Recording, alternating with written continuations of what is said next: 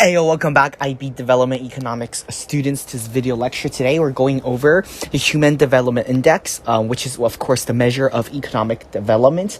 It's not the only measure of economic development, but however, it is a good example of how economic development and welfare within a country can be measured. So we have previously talked about singular indicators or single indicators.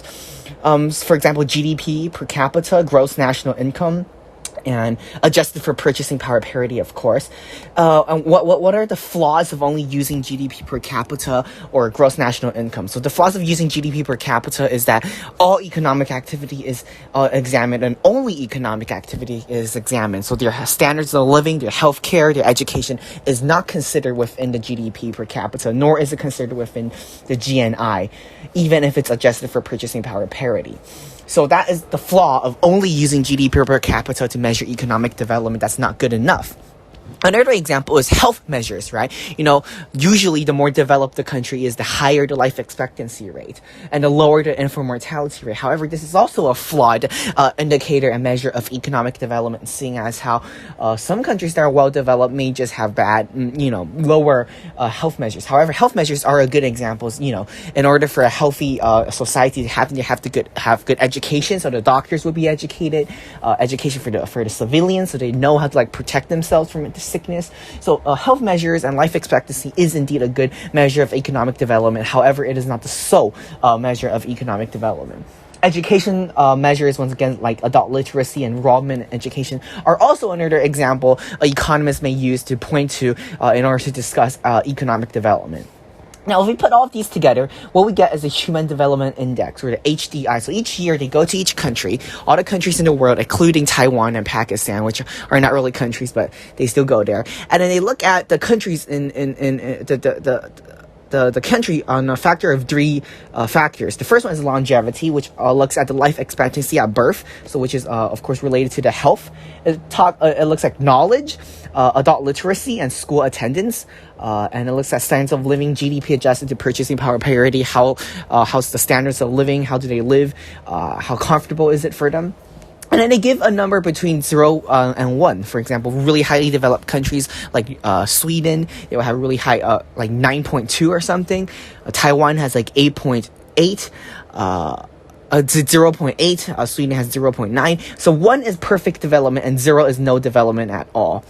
And something ranges like from 0 to 0 to 0.49 is low development, 0.5 to 0.69 is medium development, 0.7 to 0.79 is high development, and anything above 0.8 is just very high development.